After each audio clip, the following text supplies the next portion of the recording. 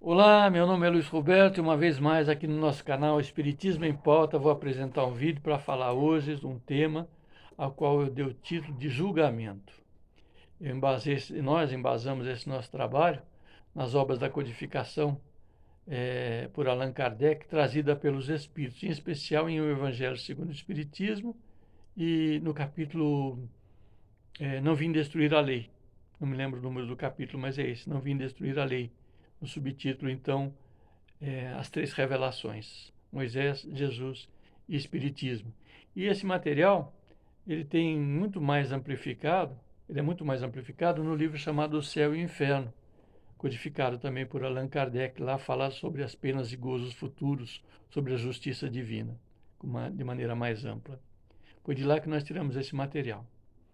Eu digo sempre que digo que nós estamos apresentando, porque em que pese ser eu que estou aqui falando e ter feito a pesquisa e estar expondo, na verdade nós nunca fazemos nada sozinho. Tudo de bom ou de ruim que nós fazemos, sempre temos companhia, sempre atraímos para nós companhia, sempre penetramos numa egrégora do bem ou do mal segundo a nossa escolha.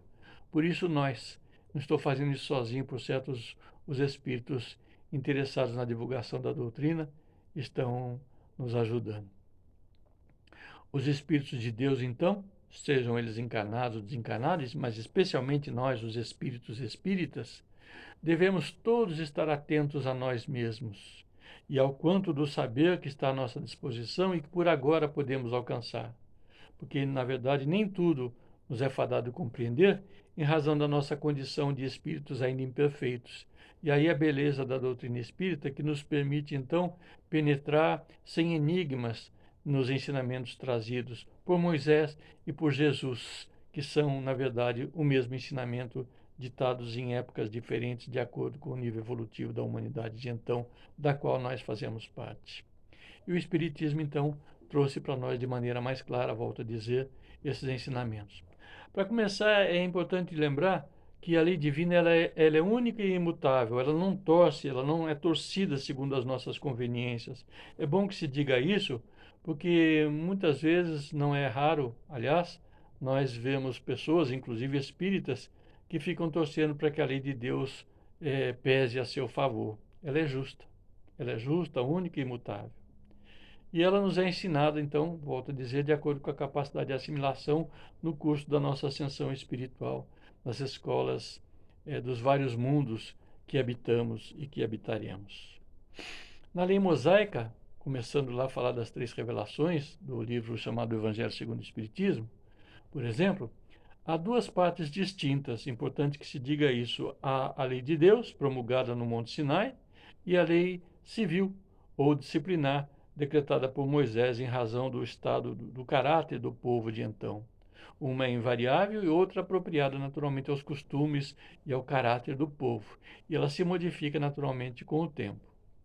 Assim, Moisés, por ordem divina, porque aqui na terra, porque Moisés era um missionário de Deus, nos apresentou o conhecimento da justiça divina pelos 10 mandamentos, lá no Monte Sinai.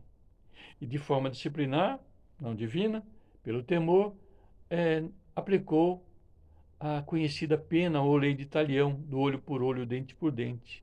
Isso era o que de melhor em legislação havia à época, o que melhor se adequava à nossa condição moral, porque pelo temor, é o que se esperava, né? O temor de sofrer esse revés legal, aliás, aplicado pelo ofendido, menos nos atrevíamos, ou menos deveríamos nos atrever às ofensas físicas e morais em relação ao próximo. Estávamos, então, sob a égide da retaliação ou vingança pelo ofendido, sempre proporcional à ofensa desferida. Pelo menos isso, né? Ou, aliás, nisso estava, naturalmente, a justiça, né? Porque ela era proporcional à ofensa desferida. Jesus, por sua vez, não veio destruir a lei de Deus, veio não.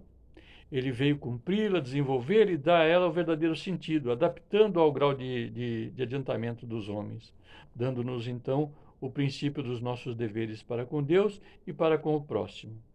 Esta, naturalmente, é a base da doutrina cristã trazida pelo Cristo Jesus. Ele, sem modificar o aspecto divino dos ensinamentos de Moisés, modificou, entretanto, as leis humanas por ele aplicadas. reduzindo os ensinamentos divinos e humanos de Moisés a esta única prescrição: amar a Deus acima de todas as coisas e o próximo como a si mesmo, acrescentando: aí estão a lei toda e os profetas. Portanto, Jesus nos trouxe o amor, uma proximidade assim maior com Deus nos seus ensinamentos, quando substituiu o olho por olho por quem com ferro fere, com ferro será ferido, por exemplo, afirmando que essa era a justiça divina e não a dos homens. A questão agora então se tornara de foro íntimo, se afastava da humanidade então a figura do ofendido como vingador. A resposta não viria pelo ofendido. Nesse tempo, nós já tínhamos então condições de avaliar por nós mesmos que a resposta às nossas ofensas viria diretamente dos céus e não dos homens. Só não sabíamos quando nem como isso ocorreria. Isso caberia ao Espiritismo explicar. E o Espiritismo, por sua vez, que é a ciência nova que veio revelar aos homens, por meio de provas irrecusáveis, a existência e a natureza do mundo espiritual e, mais que isso ainda, as suas relações com o mundo corpóreo, ele é a chave com o auxílio da qual tudo se explica de modo fácil, de que tudo a que demos causa, disso sofreremos seus efeitos. O Espiritismo, obra dos Espíritos, volta a dizer isso, Kardec foi o codificador da doutrina espírita e não o seu autor, conquanto o seu trabalho de codificação tenha sido hercúleo, trouxe-nos por verdade a lei de causa e efeito, a consciência de que sempre que dermos causa sofreremos seus efeitos, seja para o bem ou para o mal, pois a lei de Deus ela está inscrita na nossa consciência e a ela responderemos por nós mesmos. O livrinho de Deus está aqui, né, na nossa consciência. Observemos, então, que é sempre a mesma lei divina, ensinada por Moisés, pelos 10 mandamentos, pelo Cristo Jesus, no amor a Deus primeiro e segundo ao próximo como a si mesmo, e a lei de causa e efeito, trazida pelo Espiritismo. A mesma lei explicada diretamente aos Espíritos em evolução na Terra, pelos enviados de Deus, que a reboque disso, vem mudando as leis humanas. Causa e efeito, então, é o que temos trazido pela doutrina espírita. A perfeição de Deus, é bom que se diga isso, está caracterizada na própria criação, regida por leis fraternas e imutáveis, que não se torcem segundo a nossa vontade. É assim então que, destinados à felicidade como espíritos imortais que somos, a bondade divina se faz presente justamente nas inúmeras oportunidades dos recomeços que nos são concedidos através das reencarnações. E aí a resposta de como e quando, né? Essa é a verdade que nos traz, então, a doutrina espírita e que explica como e quando haveremos de reparar nossas faltas ou gozar das venturas já a partir daquilo que fizemos de bem ou de mal. Isso o Espiritismo ensina para a gente, então, pelas reencarnações. Isso nos faz refletir no julgamento que fazemos do nosso próximo. É aí que nós entramos na questão, o julgamento que nós fazemos do nosso próximo. Nós não temos condições, na verdade, de julgá-los, seja pelas bênçãos ou pelas dores que sofrem. Cada espírito escreve sua própria história e não podemos julgá-los pela aparência física que tem, não podemos julgá-lo pela sua condição social, pela sua etnia, pela região que abraçam, pela inteligência que demonstram. Da mesma forma, não podemos julgar os espíritos, inclusive, a não ser por seus modos, conforme se depreende de O Livro dos Espíritos e da obra O que é o Espiritismo, no qual Kardec diz que nós devemos avaliar os espíritos pelos seus modos. Cada espírito, então, encarnado ou desencarnado, tem sua própria história. Cada um de nós tem a nossa própria história.